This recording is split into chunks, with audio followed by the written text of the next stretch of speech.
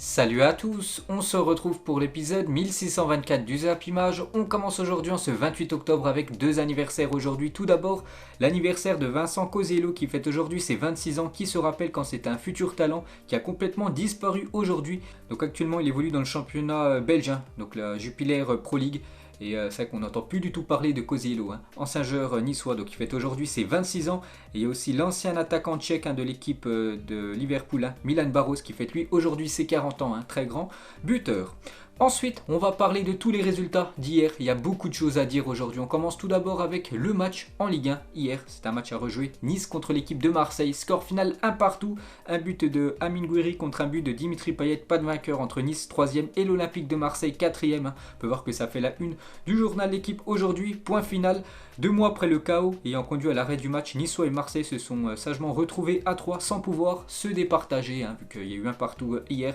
Mais Nice a eu plus d'occasions, j'ai vu le résumé, c'est que Nice, les gars, a été quand même inefficace devant le but marseillais. On va dire que c'est un bon point pris, surtout pour cette équipe marseillaise. Et on peut voir sur l'appli OneFootball, donc l'application numéro 1 sur le foot. Vous pouvez tout retrouver sur cette appli, que ce soit les résumés des matchs, toute l'actualité du foot, toute l'actualité des transferts, les stats des joueurs, les stats des équipes. Donc sur cette appli, OneFootball, Payet est vraiment indispensable à l'OM. Cette stat le prouve sur l'appli OneFootball. Parce que Payet, hier, buteur, côté marseillais, le réunionnais, est vraiment l'homme clé de la formation de Sampoli cette saison. Optagen indique que le meneur a été impliqué sur 5 des 6 derniers buts de l'Olympique de Marseille en Ligue 1. 3 buts et 2 passes décisives pour Dimitri Payet. Et toujours avec lui, donc l'homme fort de Sampoli, donc Dimitri Payet, sous l'ère Sampoli. Donc il est impliqué sur 20 buts en 19 matchs, donc 9 buts et 11 passes décisives. Pour vous dire que Sampoli a complètement transformé Dimitri Payet. Et Payet a inscrit son 7e but face à Nice, son adversaire préféré en Ligue 1. À Nice, c'est la proie favorite pour Dimitri Payet. Hier, c'était déjà son 7e but contre cette équipe de l'OGC Nice. Et cette saison, Dimitri Payet a ses 6 buts et 3 passes décisives. Donc c'est les mêmes stats que Amine Gouiri, lui aussi buteur, côté niçois. Donc des très belles stats pour les deux buteurs hier. Et toujours avec Gouiri, donc face à l'OM, c'est 3 matchs, 3 buts et 2 passes décisives pour l'ancien joueur de l'Olympique lyonnais. Donc Christophe Galtier, les gars, par rapport à ce match nul hier, il a dit: je pense qu'on méritait de gagner ce soir. On a mis beaucoup de rythme, on s'est créé les plus grosses occasions. Marseille égalise sur une de leurs rares situations. On avait la possibilité d'aller chercher cette victoire, mais je mérite la victoire. Pour lui, bien sûr, d'énormes regrets pour Galtier, parce que pour lui, il le dit, que son équipe méritait de prendre les 3 points hier. Et Sampoli, lui, en conférence de presse hier, il a dit un match nul équitable. Donc lui, bien sûr, se satisfait de ce point du match nul. On va parler de Paul Lopez, les gars, encore une nouvelle fois sauvé cette équipe de Marseille. Je vous ai dit que Nice a eu les plus grosses occasions. Donc encore une belle prestation de Paul Lopez, auteur de plusieurs arrêts décisifs pour maintenir sa cage sans prendre d'autres buts. Il a pris un but, il n'y pouvait absolument rien, bien sûr, sur le but pris hier. Une mauvaise nouvelle pour l'équipe de Marseille, parce que Boubacar Kamara est copé d'un carton jaune en toute fin de match, donc à la 94e minute, il restait une poignée de secondes, par Clément Turpin, le privant ainsi du choc face à l'Olympique lyonnais pour accumulation de cartons jaunes. Donc ce match contre Lyon est prévu le 21 novembre prochain, donc dans quasiment un mois, et Boubacar Kamara sera suspendu pour ce match. Toujours sur cette rencontre hier, le propriétaire de l'OM, Franck McCourt, a regardé le match Nice-Marseille dans un restaurant parisien ce mercredi soir, posé tranquille dans un bar, le propriétaire de l'OM. Et du coup on peut voir le classement, ça bouge pas bien sûr, le PSG en tête devant l'équipe de Lens 21 points, Nice 3e 20 points et Marseille juste derrière 4e 19 points. Ensuite, on prend la direction de l'Angleterre. Donc, c'était pas du championnat hier, c'est de la Carabao Cup, donc la coupe de la Ligue anglaise. Énorme surprise, l'équipe de Manchester City a fait 0-0 contre l'équipe de West Ham. Et Manchester City s'est incliné au tir au but. Donc, City est éliminé de la League Cup. West Ham se qualifie en quart de finale. Pourquoi? C'est une énorme surprise, parce que Manchester City, cette Carabao Cup, c'était leur compétition. City, quadruple tenant du titre, est éliminé au tir au but par West Ham en 8e de finale de la League Cup. Parce qu'on peut voir les 6 derniers vainqueurs en League Cup. Donc sur les 6 derniers vainqueurs, 5 fois Manchester City a quand même remporté cette compétition. Il y a juste Manchester United qui avait remporté en 2017. Manchester City restait sur 4 saisons de suite en remportant cette Carabao Cup. Donc ils sont éliminés dès les 8e de finale. Et on peut voir que les Citizens étaient invaincus depuis plus de 1827 jours en Carabao Cup. Donc mauvais coup pour l'équipe de Pep Guardiola. Et on peut voir la joie de Saïd Benrahma, le joueur algérien, après la qualification de son équipe. On peut voir aussi la qualification de Tottenham qui s'est imposé 1-0 du côté de Burnley. Donc Lucas, l'unique buteur du match. La victoire aussi de Liverpool du côté de Preston une victoire 2-0. Origi et Minamino, le japonais buteur. Et concernant Minamino, il adore la League Cup parce qu'il a fait 5 matchs, 5 buts pour lui. On peut voir sinon les autres résultats de cette soirée de League Cup. Et on peut voir du coup les qualifiés: Arsenal, Brentford, Chelsea, Leicester, Liverpool, Sunderland, Tottenham et l'équipe de West Ham. Donc le tirage au sort va être effectué dans les prochains jours. Ensuite, direction l'Allemagne. Là aussi, c'était de la Coupe d'Allemagne. Et on commence avec l'énorme surprise quand même de la soirée d'hier. C'est le Bayern Munich qui s'est incliné. Bon, voilà, le Bayern un peu s'incliner, mais surtout avec une sacrée correction. Un 5-0 du côté de Gladbach. Regardez ce match, Gladbach 5, le Bayern Munich 0. Sensation, le Bayern est éliminé de la Coupe dès les 16e de finale. Donc voilà, le Bayern, les gars, hors course dans cette Coupe d'Allemagne. Donc grosse correction quand même de Gladbach contre l'équipe du Bayern. Donc à la 20e minute, il y avait déjà 3-0 pour l'équipe de Gladbach, le Bayern, les gars. Sacrée équipe qui marque quasiment à tous les matchs. N'a même pas réussi à marquer un but dans ce match. A pris beaucoup de buts. Et c'est un événement parce que le Bayern Munich n'avait plus perdu par 5 buts d'écart en compétition officielle depuis 1978, donc ça date bien sûr. Donc la dernière fois qu'ils avaient perdu par 5 buts d'écart, donc je vous ai dit c'était en 1978, ils avaient perdu 7-1 contre l'équipe de Fortuna Düsseldorf, mais bien sûr ça date, ça faisait plus de 43 ans, donc énorme surprise. Hier on peut voir le désarroi des joueurs du Bayern, Müller complètement choqué, la même chose pour toute l'équipe. Voilà ce tableau d'affichage surprenant: 5, Gladbach 0, le Bayern Munich. On peut se dire, voilà, peut-être Nagelsmann, les gars, pour ce match de Coupe d'Allemagne, a complètement fait tourner son équipe. Il a mis tous les remplaçants titulaires, c'est pour ça que le Bayern s'est effondré. Pas du tout, regardez la compo qui a commencé le match hier. Donc Neuer, Upamecano, Pavard, Kimmich, Gnabry, Goretzka, Lewandowski, Sané, Davids, Hernandez et Thomas Müller. Donc en gros, c'est quasiment, on peut le dire, c'est l'équipe type du Bayern Munich qui a pris une correction hier contre cette équipe de Gladbach. Et sur Canal+ hier, donc ce consultant il a dit: ce qui m'inquiète, c'est qu'il y a 3 défenseurs sur 4 de Munich qui sont internationaux français. Ils ont pris une sacrée correction hier. C'est vrai que si on regarde la compo de départ, niveau défense, donc Pavard, Upamecano, Hernandez, 3 joueurs de l'équipe de France. Donc Davids, le dernier joueur, donc lui c'est un joueur canadien. Ils ont pris une correction à cette défense du Bayern hier. Et soirée cauchemardesque pour Dayot Upamecano face au Borussia Mönchengladbach, alors que le français fêtait ses 23 ans hier. Vous l'avez dit, c'était son anniversaire. Et bon, il n'a pas fêté ça bien sûr. Le défenseur français et Bayern Munich, Manchester United ensemble dans la défaite, parce que Manchester United il y a quelques jours ils avaient pris 5-0, la même chose pour le Bayern hier. Toujours sur ce match, on va parler du Suisse Embolo. Donc hier soir il a fait beaucoup de mal à cette équipe du Bayern. Donc 2 buts, une passe décisive, un penalty provoqué. Énorme match de la part de Embolo. Et on va féliciter Yann Sommer. Il a joué hier son 300e match avec le Borussia Mönchengladbach. Victoire et en plus un match sans prendre de but contre le grand Bayern Munich. Il y avait aussi le Bayer Leverkusen contre l'équipe de Karlsruhe. Donc je crois que c'est une équipe de 2e division allemande. Et grosse surprise parce que le Bayer Leverkusen eux aussi éliminés après leur défaite à domicile. On peut voir tous les autres résultats de cette Coupe d'Allemagne. On prend cette fois-ci la direction de l'Italie. Et là on va parler du championnat. La Juventus jouait contre Sassuolo. Et là aussi, grosse surprise. Il y a eu pas mal d'énormes surprises hier. Vu que la Juventus s'est inclinée 2-1 contre cette équipe de Sassuolo. On peut voir que Maxime Lopez, buteur à la 95e minute. Il a permis bien sûr à cette équipe de Sassuolo de prendre les 3 points. Et côté Juventus, eux qui avaient très mal débuté la saison. Ça allait un petit peu mieux depuis quelques semaines. Là, c'est un petit peu moins bien. Donc déjà battu pour la 3e fois de la saison. La Juventus ne compte que 15 points après 10 journées de Serie A. Donc la Juve n'avait plus encaissé 13 buts après 10 journées de Serie A depuis l'exercice 88-89. Vous avez pris 13 buts à l'époque. La Juve compte 15 points après 10 journées cette saison. Il n'a fait pire qu'à une seule reprise dans l'élite à ce stade de la compétition depuis 30 ans. C'était 12 points en 2015-2016. Pour vous dire que c'est un début de saison compliqué pour l'équipe de la vieille dame. Et Max Allegri, le coach italien, il a dit qu'il ne fallait pas prendre le but du 2-1. Il fallait jouer avec plus de lucidité. Puis il y a des matchs que si tu les gagnes pas, tu ne dois pas les perdre. On est réaliste, il faut jouer d'une autre manière. Donc vraiment déçu de la prestation de son équipe hier. Et côté Sassuolo, on revient sur l'ancien Marseillais, donc Maxime Lopez. Et en marquant la 95e minute, Maxime Lopez permet à Sassuolo de s'imposer sur la pelouse de la Juventus pour la première fois de son histoire. Il y avait aussi Empoli, donc l'équipe promue contre l'Inter Milan. Donc l'Inter sans souci, ils se sont imposés 2-0. Donc l'Inter 3e reste à 7 points de l'AC Milan en premier. Il y avait aussi la Lazio contre la Fiorentina. C'est la Lazio qui s'est imposée 1-0. L'ancien Blaugrana Pedro, l'unique buteur du match. On peut voir la victoire de l'Atalanta Bergame à 3-1 du côté de la Sampdoria de Gênes. La victoire de l'AS Roma 2-1 du côté de Cagliari. Et il y a eu un match nul entre Udinese et l'Hellas Vérone, un partout entre ces deux formations. On peut voir le classement, donc toujours l'AC Milan en tête devant l'équipe de Naples. Naples joue ce soir contre l'équipe de Bologne, l'Inter 3e et l'AS Roma 4e. Ensuite, direction l'Espagne, on commence avec le Barça qui jouait du côté du Rayo Vallecano. Pour ceux qui veulent avoir un long débrief du match, je vous ai sorti une vidéo hier sur cette rencontre. Et encore une surprise, vu que le FC Barcelone battu du côté du Rayo Vallecano, donc 1-0. L'unique buteur du match, un joueur qu'on connaît tous bien sûr, c'est Radamel Falcao. Nouvelle défaite pour le FC Barcelone qui est actuellement 9e de Liga. C'est un début de saison catastrophique bien sûr pour cette équipe du FC Barcelone. Donc c'est la première fois que le Rayo Vallecano gagne contre le Barça depuis 2002, ça date.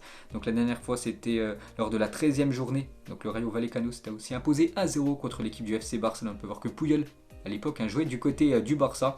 Donc voilà, ça faisait 19 ans quand même que cette équipe du Rayo Vallecano attendait une victoire contre cette équipe du Barça. Et ce qui est inquiétant, c'est que le Barça n'a plus remporté de match à l'extérieur depuis le 22 mai 2021. Ça fait quasiment déjà 5 mois que le Barça a beaucoup de fois joué à l'extérieur. Et aucune victoire pour cette équipe du FC Barcelone. Et Koeman, les gars, à la fin du match, en conférence de presse, il a dit « Nous avons des joueurs qui peuvent marquer des buts. Je ne peux pas m'en plaindre. C'est vrai que c'était difficile pour nous d'entrer dans le match. Nous étions supérieurs et vu les opportunités que nous avons eues, le résultat n'est pas juste. » Donc c'est vrai, j'ai regardé le match, les gars. Comme d'habitude, le Barça a eu encore d'énormes occasions. Et comme d'habitude, le Barça n'a pas réussi à les mettre au fond. Le Barça, c'est seulement un tir cadré hier. C'est le penalty tiré par Memphis Depay, arrêté par le gardien du Rayo Vallecano. C'est eu beaucoup de tirs, les gars. Tous les tirs hors cadre. C'est vraiment ce qui manque du côté du Barça actuellement, les gars. C'est la finition. Et voilà ce qui va arriver. C'est arrivé hier, quelques heures après le match.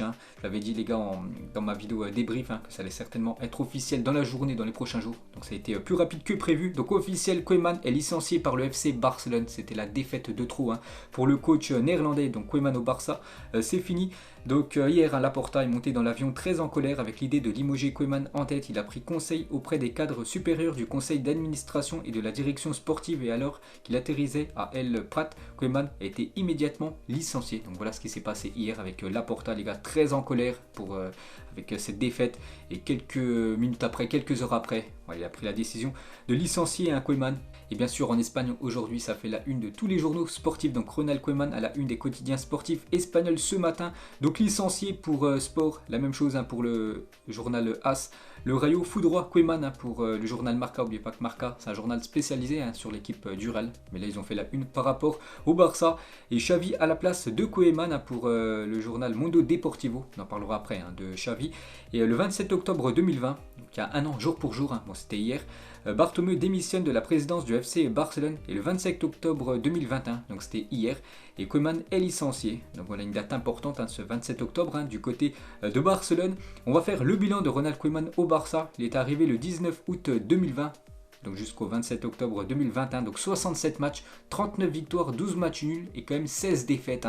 Donc c'est pas ouf. Donc il a remporté une Coupe du Roi du côté de Barcelone. Donc les résultats n'étaient plus là du côté du FC Barcelone. Souvent il était sur la sellette, à chaque fois il arrivait à se maintenir ce poste d'entraîneur. Donc hier, c'était la défaite de trop pour lui. Et le Barça, les gars, cette saison, toute compétition confondue, c'est très très moyen. 13 matchs, seulement 5 victoires pour le FC Barcelone, 3 matchs nuls et quand même 5 défaites. L'arbre qui cachait la forêt, bien sûr, en voyant une photo de Léo Messi, c'est qu'avant, les gars, je l'ai dit, le Barça, hier a eu beaucoup d'occasions. Comme d'habitude, aucun tir cadré. Voilà, donc si tu cadres pas, tu peux pas marquer. Et avant, ils avaient ce joueur, Lionel Messi, lui qui cadrait, lui qui marquait. Et bien sûr, depuis qu'il est plus là, c'est plus compliqué pour le FC Barcelone de marquer des buts. Et ça se ressent niveau résultat. Et on va parler peut-être du futur entraîneur. On en parle depuis quand même quelques semaines, voire quelques mois. Ça devrait être normalement Xavi. Xavi est le favori pour devenir le nouvel entraîneur du FC Barcelone, d'après Fabrizio Romano. Donc Xavi est le favori pour revenir au Barça et ainsi devenir l'entraîneur du club. Donc actuellement, il est sous contrat du côté du Qatar, du côté de ce club de Al Sadd. Donc il faut bien sûr, il résilie son contrat, il faut qu'il se mette d'accord avec le FC Barcelone qui signe tout ça. Donc ça va prendre du temps, ça pourrait être officiel peut-être dans la journée, peut-être demain. Mais voilà, le grand favori devrait être l'ancien joueur du FC Barcelone pour devenir entraîneur du club. Et Rivaldo, ancien joueur du FC Barcelone, sur Instagram, il a dit après le départ de Koeman, j'aimerais que Xavi soit le nouvel entraîneur de Barcelone. J'ai beaucoup de confiance en lui pour sortir le club de cette situation. Lui valide à 100% à la piste Xavi. On va parler toujours du match hier, donc on en reparlera demain bien sûr, du futur entraîneur du Barça. On va parler côté Rayo Vallecano et Radamel Falcao vient d'ouvrir le score face au Barça. Donc c'est stade depuis son arrivée au Rayo Vallecano, c'est 6 matchs et déjà 4 buts pour l'attaquant colombien. Félicitations à lui. On va parler de Trejo, donc hier c'est lui qui a fait la passe D pour Radamel Falcao et actuellement c'est lui le deuxième meilleur passeur du championnat de Liga avec 6 passes D. Derrière bien sûr Karim Benzema, 7 passes D pour l'attaquant français. Et les équipes de Liga avec 100% de victoire à domicile cette saison. Donc le Rayo Vallecano et Séville, ces deux équipes ont tout gagné à domicile cette saison, alors que le Real Atlético et le FC Barcelone n'ont pas tout gagné cette saison à domicile. Toujours avec ce championnat de Liga, il y avait aussi le Real Madrid hier qui recevait l'équipe de Osasuna. Score final 0-0. Le Real Madrid premier est accroché à domicile. Et Carlo Ancelotti, après ce match nul 0-0, plutôt satisfait de son équipe en conférence de presse. Donc il a dit on va me prendre pour un fou. Mais j'ai bien aimé le match. Nous avons manqué d'efficacité. Mais nous avons fait un bon match hier. Mais bon, voilà, l'équipe du Real perd quand même 2 points à domicile. Et le Real Madrid n'avait pu enchaîner 2 matchs nuls 0-0 consécutifs à domicile en Liga depuis 1996. Donc c'est un événement bien sûr avec le Real à domicile. Les 2 derniers matchs les gars, ils n'ont pas réussi à marquer. On va parler de Karim Benzema. Donc il a posé avec son trophée de meilleur joueur du mois de septembre en Liga. Donc félicitations bien sûr à l'attaquant français. On va parler d'un autre français, Ferland Mendy, qui a joué titulaire hier. Depuis son arrivée en 2019, le Real Madrid n'a perdu qu'un seul match de Liga lorsque Ferland Mendy était titulaire, indispensable bien sûr. C'est le porte-bonheur de cette équipe du Real. Et on va féliciter Lucas Vázquez qui a disputé face à Osasuna hier soir son 250e match sous le maillot du Real Madrid, toute compétition confondue. Félicitations à l'Espagnol.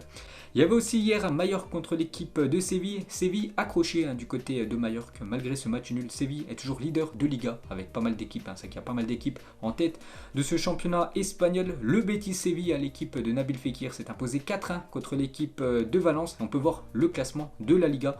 Donc, je vous ai dit, il y a pas mal d'équipes en tête parce qu'il y a 4 équipes actuellement à 21 points. Le Real Madrid, Séville, l'équipe du Betis Séville et la Real Sociedad. Donc ces 4 équipes à 21 points. L'Atlético Madrid 18 points, mais l'Atlético joue ce soir son match. Et le FC Barcelone actuellement 9e avec seulement 15 points. Un petit coup d'œil au programme de la journée. Donc ce soir 4 affiches, donc 3 affiches en Liga. Le Celta contre l'équipe de la Real Sociedad, Grenade contre Retafe et l'Atlético qui se déplace du côté de Levante à 21h30 et un match en Italie, je vous l'ai dit tout à l'heure, à Naples reçoit l'équipe de Bologne. Ensuite, on revient en France, on va parler du Paris Saint-Germain, on va parler de ce qui s'est passé hier pour un joueur du PSG, une info complètement folle. Un joueur du PSG a été dépouillé par un travesti du Bois de Boulogne hier qui lui a volé un portefeuille avec 200 € et un téléphone. Donc je pense que vous avez tous vu cette info hier sur les réseaux sociaux, donc on en parle bien sûr. Donc ce joueur les gars, on ne savait pas qui c'était en début de journée hier, on a appris le nom du joueur quelques heures après. Donc c'est Ander Herrera, le milieu espagnol est le joueur qui s'est fait dépouiller au Bois de Boulogne hier. Donc après s'être fait voler 200 € dans sa voiture mardi soir alors qu'il circulait dans le Bois de Boulogne, Ander Herrera a porté plainte. Donc dès que j'en sais un petit peu plus sur ce feuilleton les gars, je vous dirai ça plus tard. On va revenir sur le Classico OM Paris Saint-Germain, joué dimanche dernier. L'individu qui a pénétré sur la pelouse du stade Vélodrome lors du match Marseille-Paris Saint-Germain a écopé d'un rappel à la loi. Il s'agit d'un mineur isolé, fan de Lionel Messi. Donc c'est pour ça qu'il est rentré sur la pelouse. Il voulait faire une accolade, peut-être demander le maillot de Léo Messi en plein match. Bon, complètement fou. Donc du coup il est parti en garde à vue. Donc il a eu seulement un rappel à la loi. Et à cause de son intrusion, on peut voir que 5 stadiers ont été licenciés. 5 stadiers qui se trouvaient dans la zone d'où a surgi l'intrus du Vélodrome pour courir derrière Léo Messi lors du Classico OM PSG dimanche soir ont été licenciés par leur société de sécurité privée. Parce que peut-être ils regardaient le match et normalement les stadiers les gars ne doivent pas regarder le match, ils doivent toujours surveiller bien sûr ce qui se passe en tribune. Donc 5 stadiers les gars licenciés à cause de ce qui s'est passé dimanche soir.